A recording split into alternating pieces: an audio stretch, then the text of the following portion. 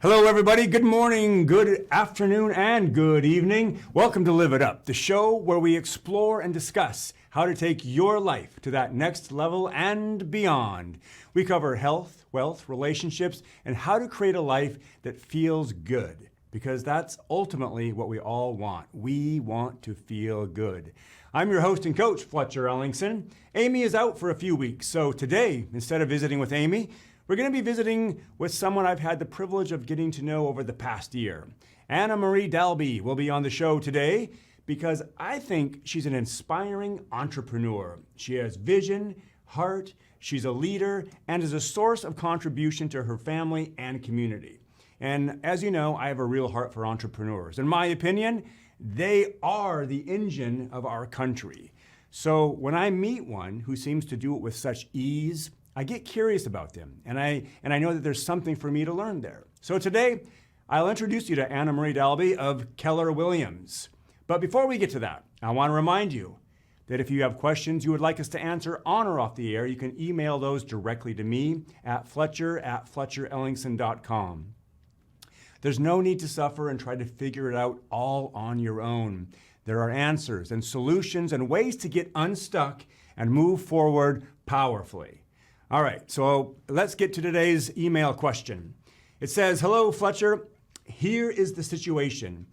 I'm really impatient. I get frustrated with people because I don't understand why they do some of the things they do or why they say certain things. An example is when I instruct one of my employees to do something a certain way, and then I found out they did it their own way. The same thing happens at home with the kids, and I feel like I am clear, yet they do things their own way. This can sometimes be infuriating.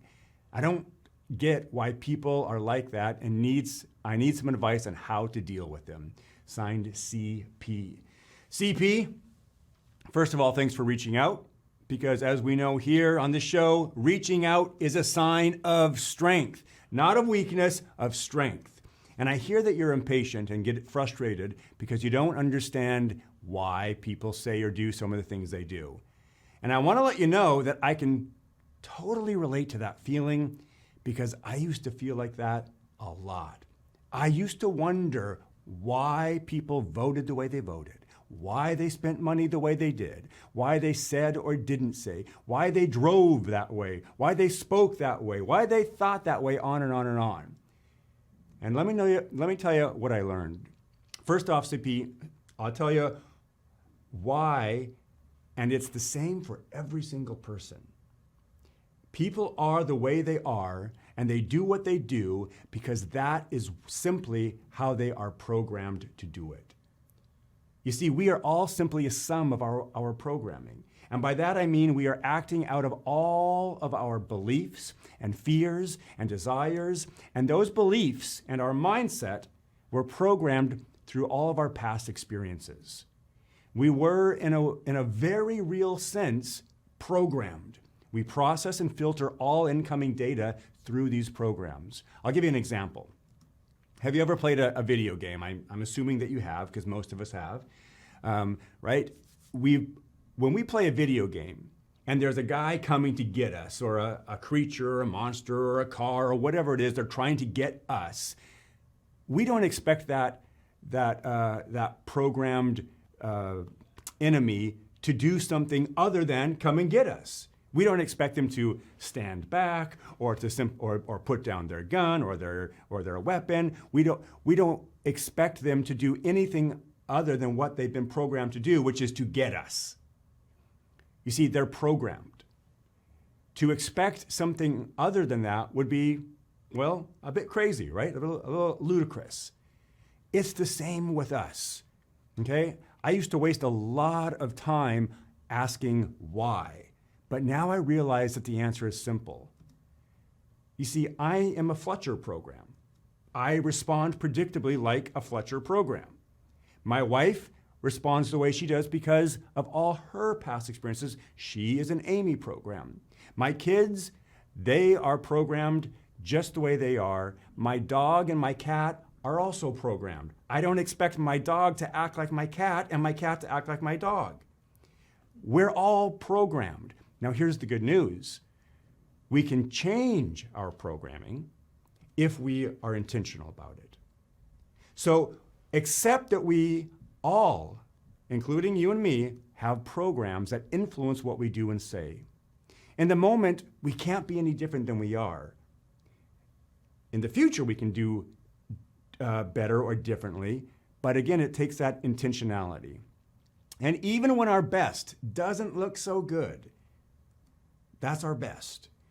And when we realize that people are doing their best with the tools they have, given all their past experiences, then, and here's what I really want you to hear, then frustration and impatience can melt away. And instead, we can tap into acceptance, understanding, and even compassion.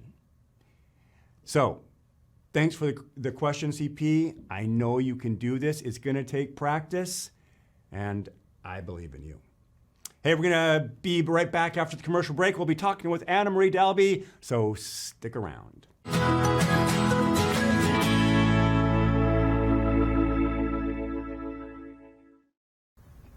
Hey everybody, welcome back to Live It Up. I'm so glad you're here. I'm so glad that we're in this conversation together. Today I want to introduce you to Anna Marie Dalby. Hello. Hello. Thanks for being on the show. Well, thank you for the invite. Yeah. Appreciate it. As I was mentioned at the top of the show, always love to have entrepreneurs on the show, and especially people who seem to do it so well, and you are one of those people. But before we dive into your success and what you've got going on, let's talk. I'd love to hear what's going well in your life. So do you have a win or something you can share with us? Well, in the real estate industry, when I'm able to get a listing, it's a win. And this week I've gotten 4. Yes, 4 of them. 4 listings. I love it. They're getting ready to go, and the market's still very, very hot. Yeah, it is very, very hot. And I know this because I've actually been working with you, right? You're helping me find some places and navigate this. We're looking for either a land or a rental or something, as you know, and things come on and they quickly go off, don't they? This is true. Yeah. This is true. Yeah. And the hot commodity is dirt, as you can see my shirt. Buy dirt. Buy dirt. There's a lot of land up there, and I service the Okanagan and Chelan area in Douglas, and Okanagan County, which is the size roughly of the state of Connecticut, with only 40,000 people entire. Wow. Yeah, it's pretty big, and it's a vast area. That's pretty wild when you put it in that perspective, right? Yeah, it is. You know, people are thinking, well, is it just... No. I was at a land conference last week in Tennessee with a lot of Keller Williams land professionals, and we were talking, and I was telling them of our land, and they're like, "You've got water? You've got land? You've got acreage?" And I'm like, they're from Texas, they're from this, and they go, land is getting scarcer and scarcer there. Yeah. But here in the Great Northwest, we're doing good. There's a lot of it still. Mm-hmm. There's a lot of it. So, yeah, you've been in the real estate game for quite a while, haven't you? Yeah. How long how many years has it been? I'm going to tell my age. 35 plus years. 35 plus years. Mm-hmm. So you are an expert, right? That's nice. Yes, you are. You can claim that. Yes. And didn't you tell me that your daughter is also in the real estate space? Yes, I have my oldest daughter, Jessica Jackson, in California. And she is in Southern California. She learned from me. She was transaction coordinator and notary mobile and stuff, but it wasn't until I decided to move up here that she says, "Mom, I want to get in real estate."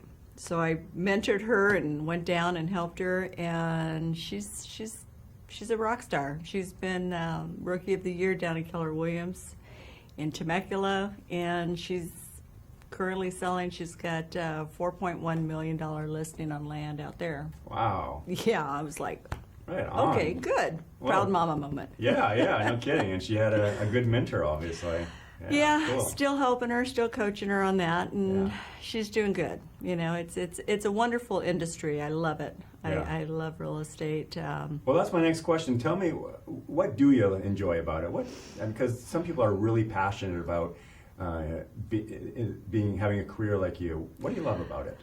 I believe I come from a point of contribution, mm-hmm. and I love seeing the face on people who thought otherwise of being able to own their own home, get into it. They thought they had to save $1 bazillion, and it's like, no, there's things out there, there's programs, we can fit you into it.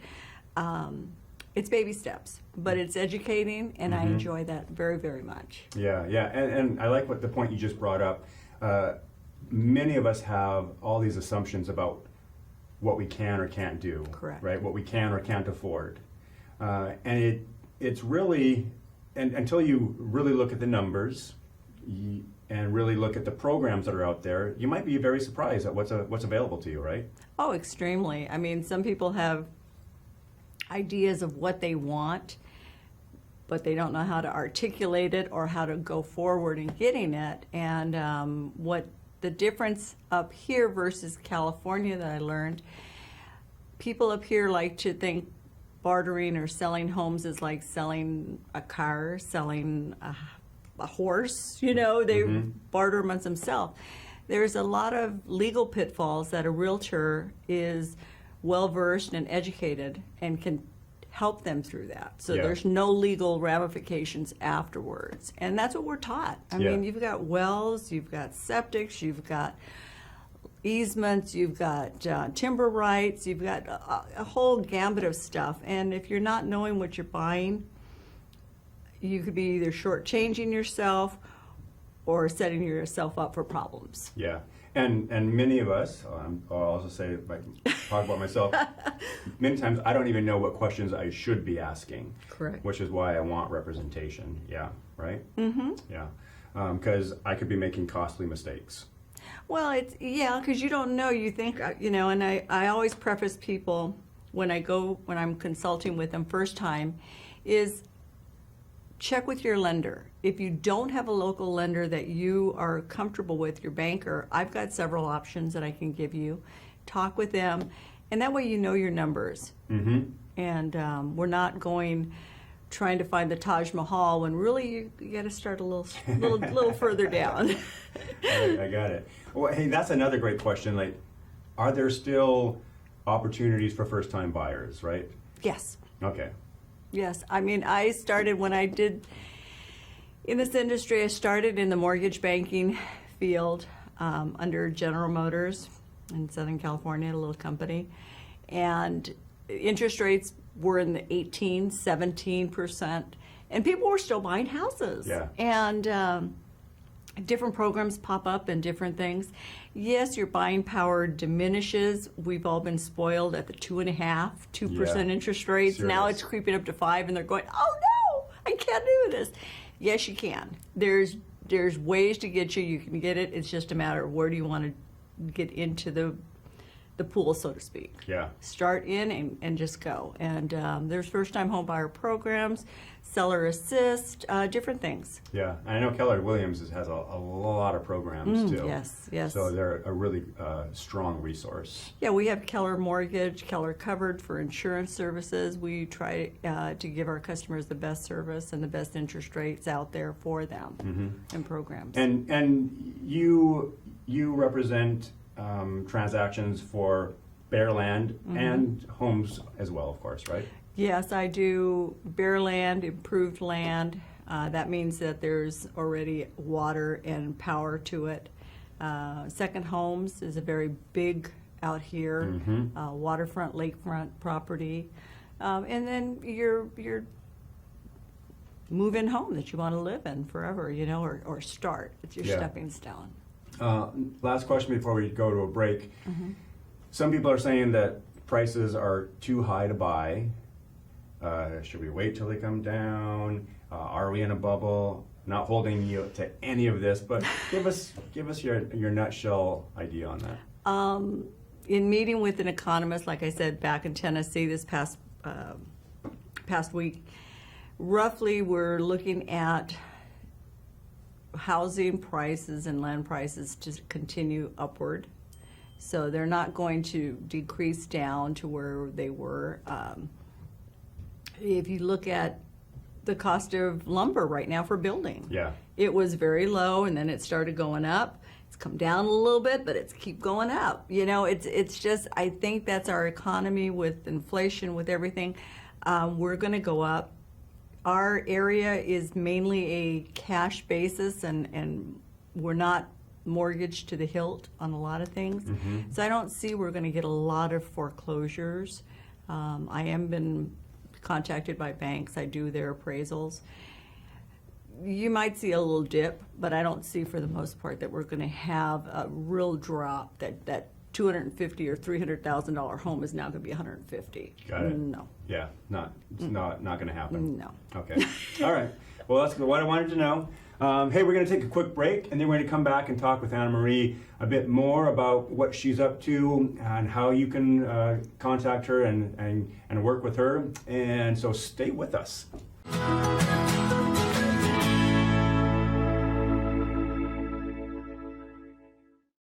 Hey everybody, welcome back to Live It Up. We are talking with Anna Marie Dalby. We're talking about entrepreneurship. We're talking about real estate. Thanks for joining the conversation. Hey, there's a lot of people getting into the industry. Yes. And they're wondering, is this an okay time to do it? What's your advice to people who are jumping into the real estate show now? Yeah, the latest stats is there's over 100,000 new applicants of getting their real estate license. Wow. And I think that's even less than what truly is. I would say just you've got to, it's hard work. It's not just putting a sign in the yard and saying, here's a bathroom and here's a kitchen. It's hard work. Persistence, keeping up with everything,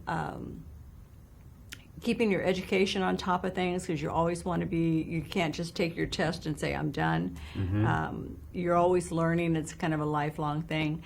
And also, I would like to stress that to new agents, please, please be mindful, get to know your peers, get to know those in your community, because some people come in and they think that other people who are doing it aren't good enough, or however. Be kind. Yeah. Just be kind to people, and it'll come back. Yeah. Be kind, be generous, collaborate. Be authentic. Yeah. You know, do not try and say you know everything. I have an assistant who just got her license, and she's going to be my license assistant, but I'm teaching her how to become a realtor full-fledged. And one thing is, I said you can use a collaboration of the whole team if you need to say how many you've done, but be authentic. If somebody says, have you ever sold this? No, but I will do my best. Yeah. You know? Yeah, I love that answer. Like, no, I haven't, but I can figure that out. I'll work with my team to figure it out, right? Yes. Yeah, resourceful, capable, flexible, as we talked about, right? Yes. Yeah. And I mean, speaking of that, I mean, it really is, mindset is, how important is mindset in this game? Oh, mindset is extremely important. It's what you think about expands and comes to fruition. If you're negative, if you're thinking the sky is falling, if you're doing this, it's going to come. But if you're positive that, hey, okay, I didn't get that listing, but you know what? The next one's there. Yeah. I've got some. There's more than enough real estate for everybody. And you don't that's a have great to message. you don't have to put down somebody or hit yourself because you didn't do it. You know, it's the next. Yeah. And speaking of the next and evolving and an abundance of business, you just shared with me on the commercial break. Tell me that stat. You were number 5 and for what? We're in the northwest region, and we're Washington, Oregon, and Idaho. I came in at number 5 in sales transactions. Wow. Yes, and That's my little thing, impressive. not volume, I'm smaller dollar volume, but transactions. I did over 10 million last year in dollar volume, which was exceeded my goal. And if I know there's other higher dollar areas, but my area's typically 100,000, maybe more. So it's really good. Yeah. It was rewarding. And it's really impressive too, because you live in a rural area. I mean, all of us are considered rural to some degree here, but you're even more rural than Wenatchee.